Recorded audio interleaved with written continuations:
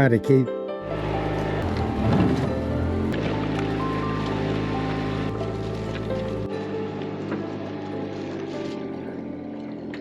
What a beautiful afternoon. It's good weather. Oh, it's awesome. We love it down here. So you don't live far from here. Oh, about half mile. Yeah. We go on side by side, go up through the in-laws, and we can hit dirt roads back to here. Summertime, the kids would be jumping off the bridge, and we'll wade back in here and wade and fish. Do you know the name of this creek? I'll educate you a little bit. All right. This is the North Fork of the Cadron Creek. Okay. Cadron Creek carries on down to the Arkansas River at Conway. Yeah, I was going to say, I know I crossed it at Conway. In the spring of the year, kayakers have a blast with this.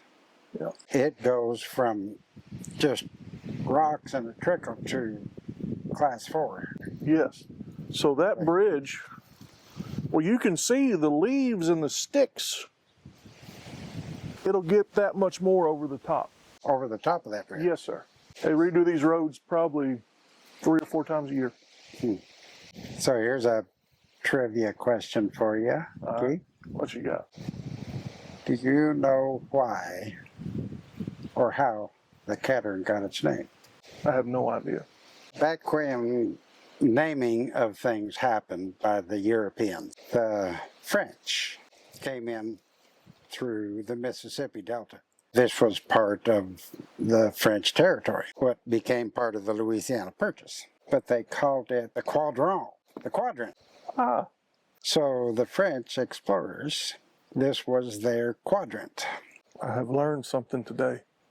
And at the Arkansas River, up from La Petite Le Roche, which was Little Rock, there was a fort built there. And that area has history and significant meaning for 4 different peoples. 4 different people, is that what you said? The early Americans. Then the French came and they set up the fort at the quadrant. Louisiana Purchase happened and then it became part of Americas.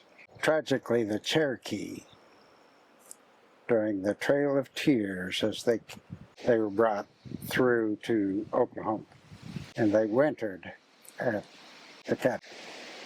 Is that there in Conway? That's there in Conway.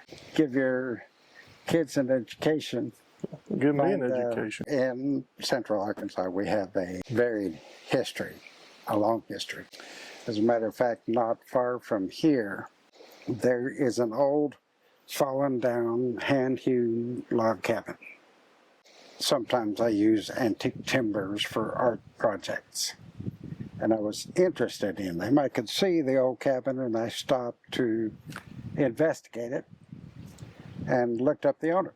Went over there and looked at it. It had been converted into a hay barn. And then the roof had collapsed and the walls were falling in. It was way too far gone to be anything other than just a relic. But there were hand-forged rings in the walls. And there was a gate, half-built, and it was part of a plantation. And what it was originally built for was a nursery. For the slaves? Or for... A nursery for slaves. I'll be. In this area? In this area, yeah. That is incredible.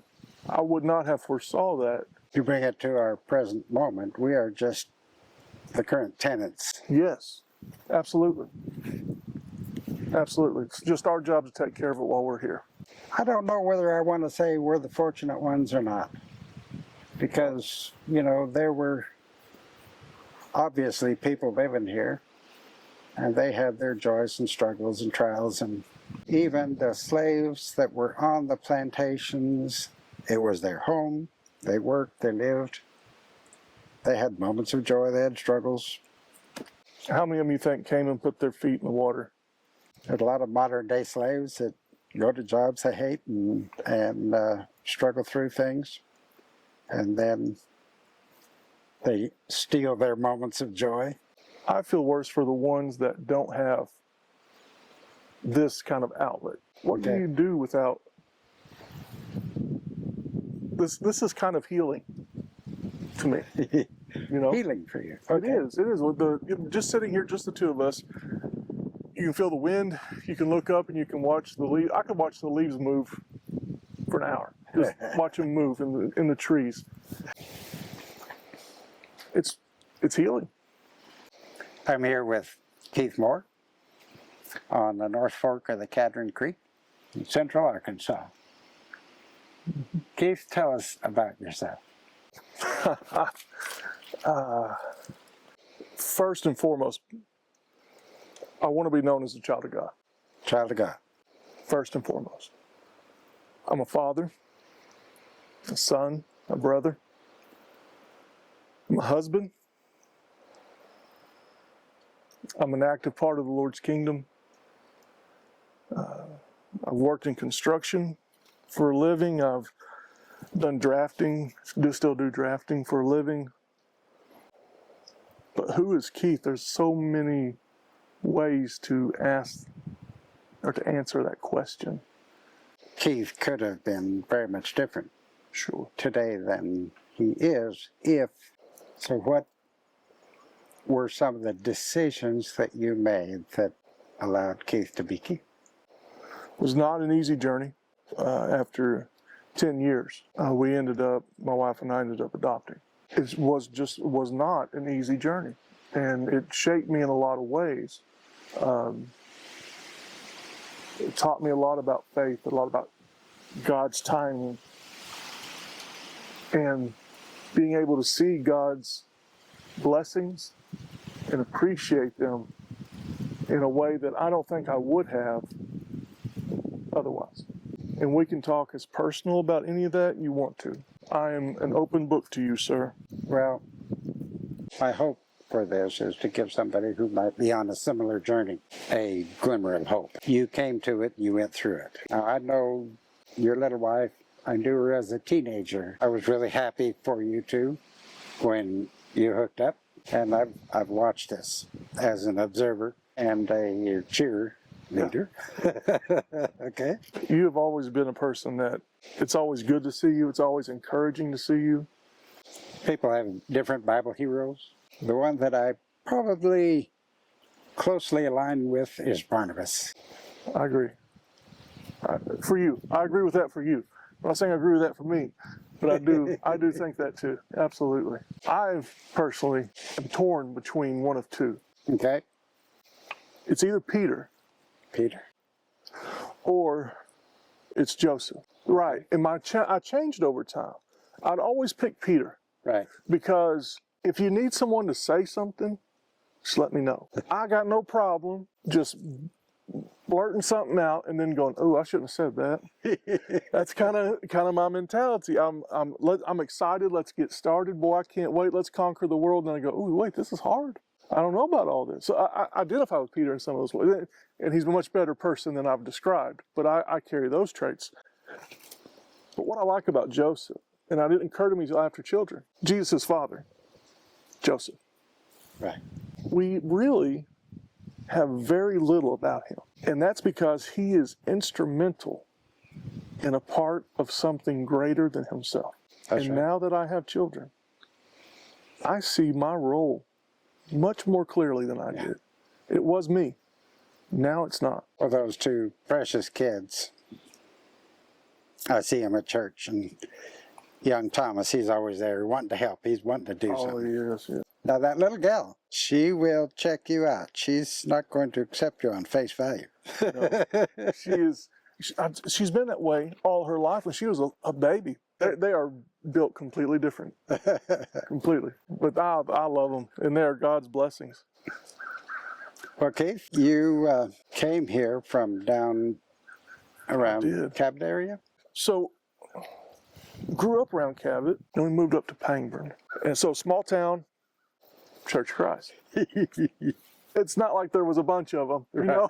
It's the one. Grew up there in the little church. In the little church. Yeah, whenever we went there, we moved up there when I was 12. And when we went in and sat down in the congregation, there were 14 people there. Okay.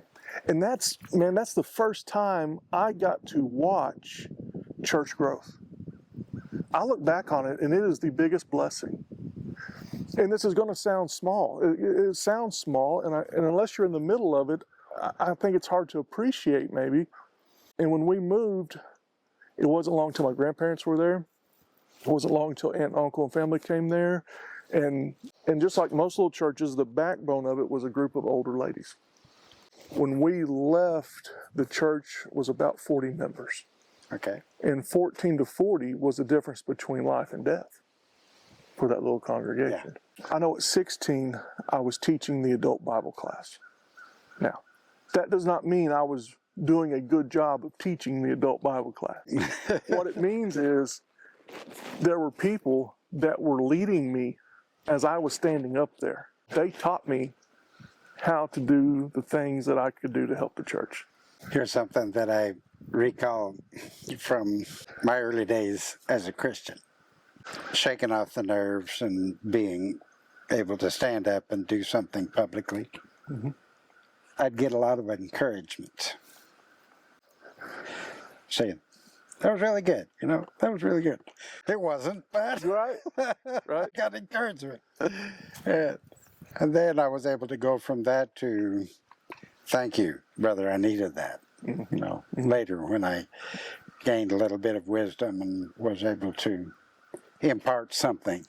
Yes. Proper. You build those relationships, or I did certainly. I built relationships with other people that were, as I was teaching or as I was preaching or doing whatever. I can see where it was hard on my parents to make that decision to go and have your children around children or to strengthen that one local congregation. That must have been a very difficult decision to make. Yeah. So I leave there, I go to Arkansas Tech University. Met mentors, people that just took me in. Wonderful experience. Met my wife there. I fell in love with working with teenagers. And that started my, I'll say ministry, but working in the church. And I think maybe, if we're talking to try and help somebody, this could be it. I struggled with it. Not in the ministry aspect.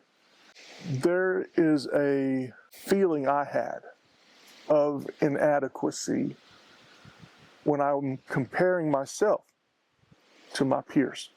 If you're the preacher of a congregation and you had to wrap up stuff on your job site or take off work to go to the preacher's meeting, you're meeting with a lot of times a group of men that's what they do for a living. And so you've come to your service from two different angles. Mm-hmm. I can relate to that. And so there was times whenever I felt looked down on. I cannot tell you that others were completely looking down on me. Some of it is just perception. And on the other end of it, having now come to the place where I'm okay. No matter what, I'm okay with my service in the church and where I come from to that service. You have you have quite a bit of a different mold forming than I did. How so? I grew up in southeast Montana. Mm-hmm. Went to school in a one-room country schoolhouse. With my brother and sister, we were the only 3 kids in school. There was no church. In fact, I didn't come to the church until my mid-20s. I came to the church after a long period of searching. What do you mean searching? Jesus says, my sheep know my voice. Right. And they'll flee from another. When I was about 12 years old, Billy Graham came on TV. I decided to commit my life to Jesus. When it came time to pray, I prayed, Lord, I commit myself to you. And then the Gideons came through and they handed out Psalms, Proverbs, New Testament at the junior high school. So I'm reading my King James Version, Psalms, Proverbs, New Testament. So I was, in essence, taught by God. And I thought for years, I wish I'd have had somebody to help me understand, But later I've come to see that experience as a blessing because I did not have anybody to help me misunderstand.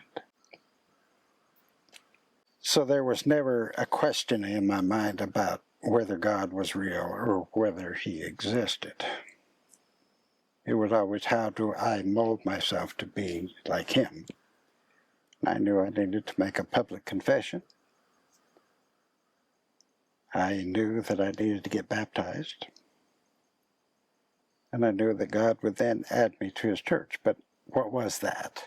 You know, for someone who has never encountered a functioning church.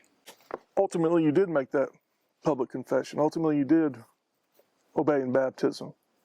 Mm-hmm. Was it an individual that led you in that way? Or Well, was it did you go to a church and say, see, hey, now here you're I am? interviewing me. Well, I'm just curious. I just want to know. That's what, All right. can I know? Yeah, I'll tell you. We're sitting here in the beautiful sunshine. Yeah. Well, we've got ourselves a little shade now, but it's perfect weather. I read in my Bible, and Jesus is teaching. And he says, if you will not publicly confess me before men, I will not confess you before my Father. That's right, Matthew 10. This was years after I had first committed my life to Jesus and began reading. I'd made some really big mistakes, life-altering mistakes. And the weight of sin had come on me. And I knew that I needed to draw a line between where I was and where I needed to be. And part of that was making a public confession. The little town in Montana that I was living in at the time had an Easter sunrise service where all the different churches came together on the courthouse square. That's where I need to be. So I went to that sunrise service, and, you know, I had basically never darkened the door of a church in my life. And there was a guy up there giving a short talk, and then they were singing Hallelujah. And the crowd was singing, you know, this beautiful Hallelujah. So I walked up to him and I asked him if he was familiar with that verse in Matthew. And he said, yes, I do. Yes, he said, I do. And I said, well, I've never done that. He told me to turn around and sing. So I turned around and sang. So I suppose in a way I was making a public confession. But that gave me a start. Mm-hmm. So then I began my serious search. Good Lord allowed me to put my life back together to some degree, and then I began searching. Jesus also says, unless you repent, be baptized, you will die in your sins. That's correct. So I'm looking. There was a Lutheran church just down the way from where we had a little apartment. I went, okay, well, that's a good place as any. So I went down there and began talking with this fella. He was kind enough, and he was going to go through their form of catechism. And it wasn't very long into that when I began to become aware that I was not hearing what I needed to hear. The Jehovah's Witnesses came by. The Baptists came by. They told me, well, you thought maybe you were saved when you were a little boy, but maybe you weren't. Let's get you saved again. And the Mormons came by. And the farther I go down this road, the more I'm stepping back from that. Not from my faith in God. Back from what? This idea that I am going to embrace you because you're talking about Jesus. Okay. And I came to understand that not everybody who is coming and talking to me about Jesus knows about Jesus. Mm-hmm. So over the next 6 years, it took me 6 years, I began to collect information on all these different churches. I had a full box of tracts and literature and things that I had studied. Then one day, 6 years later, right, and I'd been working in the oil field, and I had injured my wrists, carpal tunnel, from all the beating and the manual labor that we were doing. I had to have surgery, one wrist and then the other. And while I was home, that phone, you know, the one that hung on the wall? Yeah, I remember those. Yeah, it rang. And there was a kind little voice, older fellow I could tell, on the phone, asking if he could talk to me a little bit about the Lord's church, about Jesus and his church. And sure, talked to him for half an hour or so on the phone. And he said something like, Colin, with all these many different churches out there saying all these many different things, you know they can't all be right. And I said, boy, you said a mouthful there. And he asked me if he could send me some information. I said, sure. I gave him my address. And I was expecting a tract that I could add to my box. I got a book introducing the Church of Christ. And in that book, it lays out the church when it was established on the day of Pentecost when Peter preached that first sermon. That's in my Bible. It's right there. Peter used the keys to open the gate to the kingdom. It talked about the autonomy of the church, how each congregation should have authority over itself rather than a hierarchy or a ruling class. I agree. It talked about the way that God adds you to his church. So I'm studying through this book. I'm going, boy, where's this been? And there in the opening pages is an invitation, a personal handwritten invitation to come to church. I went to the Mountain Road Church of Christ in Casper, Wyoming. Walked in late. They were already singing. I sat down, you know. I sat through the service, and people got up and were glad I was there and shaking my hand, asking me, you know, who I was. And I said, well, I got an invitation from Lewis. And this guy stopped and he said, hey, Lewis, I got one of yours over here. Well, here comes Lewis Sellens. He's walking with 2 canes, you know, crutch canes, because he can't get around.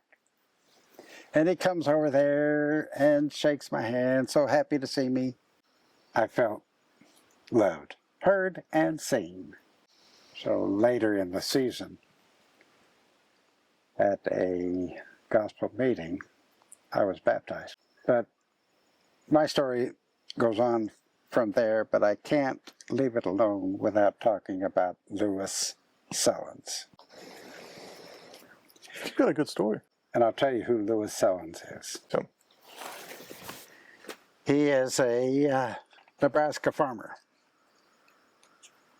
who farmed basically all his life, but he was the kind of farmer that would, during harvest, take his combine out to the field in the morning and then pull it up to the church and go to church and get back out, you know. And he had a heart for people who were seeking the truth, so he would go and knock doors. So that was his standard operating procedure. He would go out and knock doors. But obviously his hips gave out on him, right? And he couldn't go out and knock anymore. So he rang. But that didn't stop Lewis Sellens. Casper, Wyoming was a town of about 50,000. He picked up the phone book and went through a series. I think probably every day he would make a few calls. And he had this little spiel where most people would hang up on him, but eventually he would land on somebody, like he landed on me. My full name is Colin Weatherout with a W. Casper, Wyoming, in a town of 50,000 people, Louis Sullins cold called through the phone book to the W's. Wow. And found Colin Weatherout. You ask me what that means, searching? Yeah. Yeah, I listened.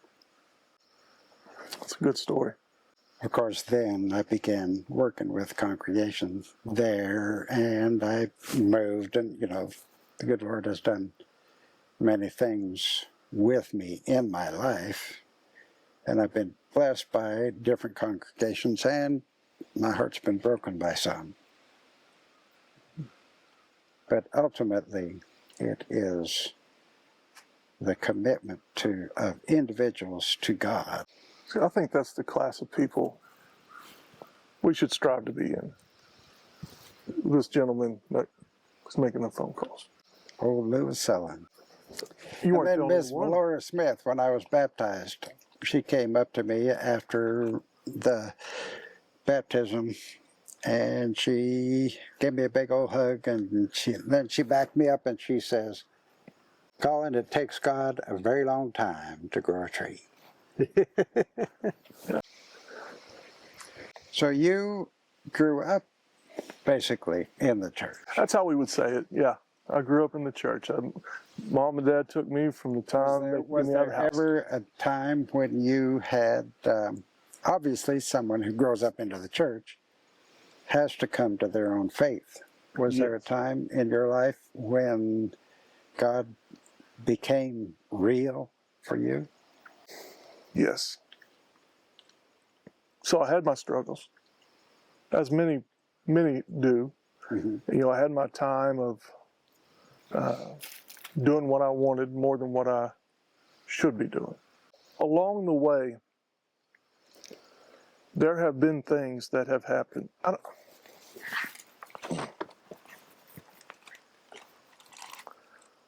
There have been things that have happened that have kept me in tuned. In tuned. God sends people in your life when you need them, where you need them, to take your hand. Okay. And that has been true for me. Grandparents, parents, others that have just been there. The spiritual is so close to us. Mm-hmm. So very, very close. And upon rare occasion, for whatever reason, sometimes you get a glimpse. Okay. And God has blessed me with a few of those just glimpses through my life. Yeah, a handful. But how many do you really need? Right. To keep in mind that we are a part of something so much bigger than ourselves. And it's helped to keep me on task and in reality. And we can get lost in this world instead of being focused in the world that God has designed us to be a part of. And I'm hesitant to express that because of the way that some people might feel about that or view that, but hey, this is just me and you sitting at the creek, Okay. right? We're talking. We're just talking. God is real. I'll tell you a story. Tell me a story. I'd love another one. I was young and full of myself. Mm-hmm. This was back when I was doing stupid things. Back before even I made my public confession. But I had those seeds of faith, the words of the Bible, within my spirit. Contained within those words are things like, you may entertain angels in unawares. Yes, sir. So it talks about maintaining yourself because you never know when you might entertain an angel and not know it. Well, oblivious me, out on the town, bar hopping, and I was playing pool, and I could not miss. I was on top of the world, running the table, free drinks, and I was haughty and full of myself. And we went out of one bar up to the next, and we're strolling along. And this is in an old town with those alcove storefronts, you know, where the old Main Street used to be. Oh, yeah, yeah. Mm-hmm. And I was passing one, and there was an Indian, a Native American, kind of in that alcove. As we were going by, he stepped out and asked for change. And I was like, get out of here, you know. I ain't got time to deal with the likes of you. And I went past, and something came over me that I had just made a huge mistake. And I turned around, wasn't more than 20 foot up the street. Turned around, went back to that alcove, and there was nobody there. And my demeanor changed. And all of a sudden I knew I had been tested and I had fallen short. That's what I mean. I appreciate you being confident enough to say that. Because that's not a small thing to talk about. You can be judged. Others could judge you for what you just said. Well, it's really hard when you're talking about spiritual things to offer proof. But something like that, I don't need proof for. I knew what happened. I knew it at the time. And it humbled me. And it was part of my journey as I was going. Of course, I continued to do stupid things until ultimately my sins fully caught up with me. I was either going to be derelict on the street, or I was going to step over to where I knew I needed to be. So I was preaching a little congregation. I've been there by this time, I guess, about 3 years. Enough that they had trained me, and I was getting comfortable, and we're having Sunday night class, and this kind of conversation comes up. And the lady in the back says, well, Keith, I was in a car wreck, and I was trapped. And someone came, pulled her out of the vehicle, stayed, made sure she got an ambulance, made sure she got to the hospital, and left. She never knew anything else about anything. And she says, Keith, I think it was an angel. What do you think?